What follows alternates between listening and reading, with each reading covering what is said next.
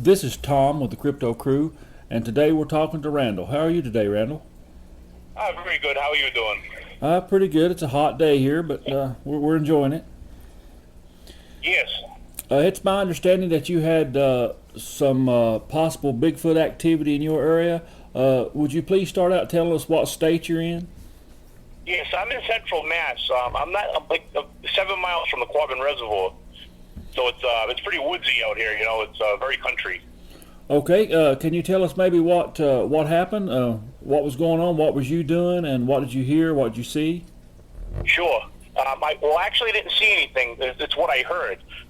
It was about one o'clock in the morning, and I was in my parlor, and I had the TV kind of loud, but I heard a noise from outside, so I turned the volume off on the TV to see what it was, and I heard this strange noise, and it was coming from a distance, and it was some, you could tell it was some kind of animal making a noise, but I couldn't tell. But eventually, it got closer and closer until it was like right outside my house, and it actually scared me because it sounded like it was coming from something very large, and the noise, I can't actually duplicate it because it's not something like a human could do. I don't think it sounded like almost like a big ape, but it also was making like whistling sounds, like almost like birds whistling sounds, like high pitched, in between like those ape noises. It was very, very weird, but it was also very scary.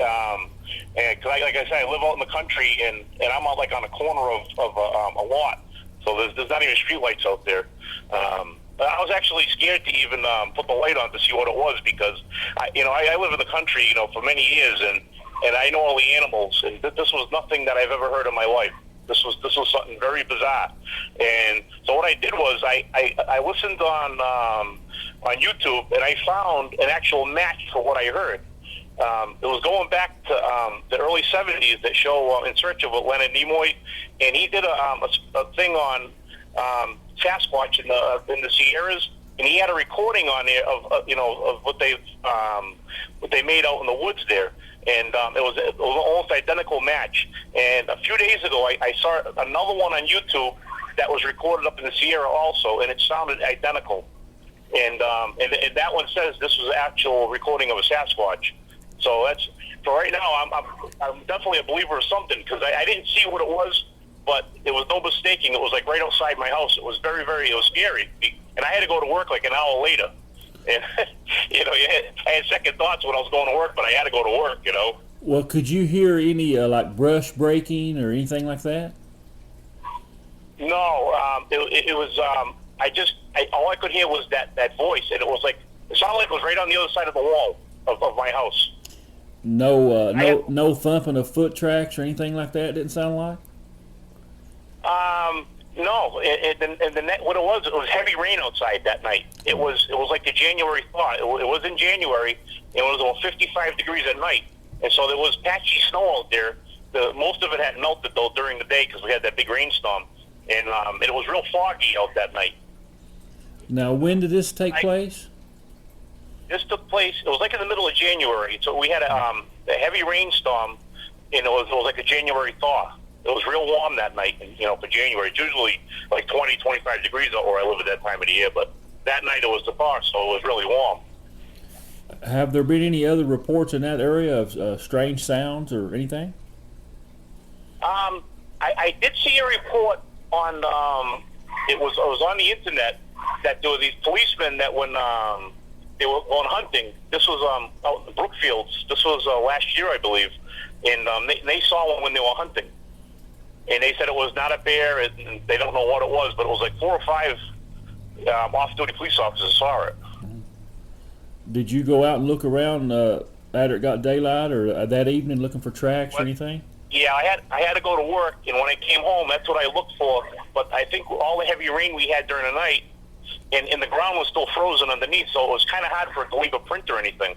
So I didn't see anything, but I can add to the story. Something happened last Friday night, and it was about 7:30. It was just starting to get dark at my house, and I heard 2 rocks were thrown through the woods, and they bounced off the trees. And I didn't see anything because there's too much foliage. But I live right behind a big hill, and up on top of that hill there's big rocks, and there's like caves that was left from the glaciers. and there's a lot of those deposits up in my area. So I don't know what's up there, but whatever was able to throw a rock, I could hear it whistling through and hit the trees coming down. And when there was two of them that was thrown, but I didn't see the stone. I could just hear it. Well, to throw a rock, you basically have to have some kind of human type hand. A deer or something like that's not going to pick up a rock and throw it. So it has to be something that's got a human type hand if it's throwing rocks. Yes, I think you're right, sir. Are you going to get out in the mountains and look around your property there? I mean, are you going to get out in the woods and look anymore? Or? Well, sir, to be honest with you, I don't know what it is, and I've heard reports that the most part they don't bother people, but I don't know if you go into their domain. I don't know. I don't know how safe it is, but there's something there, Well, now it could be dangerous. There are reports of attacks and things like that, and there's a lot of reports of rocks being thrown at people and stuff like that. So if you do go out, I would caution you, to be careful. But if you get any more sounds, if you can get any recording of the sound, that would be very helpful. Yes, I will. That's the only time I've ever heard that. But it lasted a good 5 minutes. Wow. And what it did was those sounds, they were all the same. It was like a call. That's what it sounded like. It was the same thing over and over, and it would last maybe 15 seconds, then it would pause, and then it would do it again. And it was very strange. Sounds like you could have some activity around your house, so it might be wise to sort of keep an ear out for it and an eye out for it, because it may be getting real close to your house. Do you know if do they stay in one area, or do they have, or no one really knows that, or if they move around looking for food, or? Well, there's a couple of theories about that. Some people think they migrate, and it's not been actually proven, but I would imagine at times of the years they do travel, maybe due to weather or due to food sources. That's my opinion. I think they do travel around some. Oh, okay. Because I do know of reports where maybe an area had a whole lot of activity a certain time of the year, then the fall and winter would come and the activity would totally disappear. So it may be something that's just passing through, or it could be something that's going to stay around a while. Oh, okay. I did have some other information. I'm not sure what it is. My daughter was on a field trip with school last year, and she went out to the Quabbin, and they kind of went a little bit out of where they were supposed to be, and inside there was like a mud area, and they got these tracks there. It was my daughter. She's the one that found it, and when she was on a field trip, she sent me the pictures to my phone. I still have those pictures. I'm not sure if they were human or what they were. They look, kind of big, Well, could I get you to send me those pictures? What's that? Could I get you to send me those pictures in an email or on Facebook or something? Yes. Because that would be something interesting. How far is this from where you actually live? That's probably like a 20-minute ride, so it's probably maybe 15 miles. So that's not too far. No.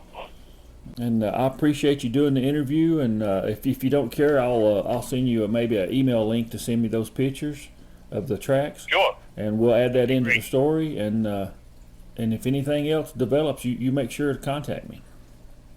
I definitely will. And I thank you for doing the interview. Oh, you're welcome.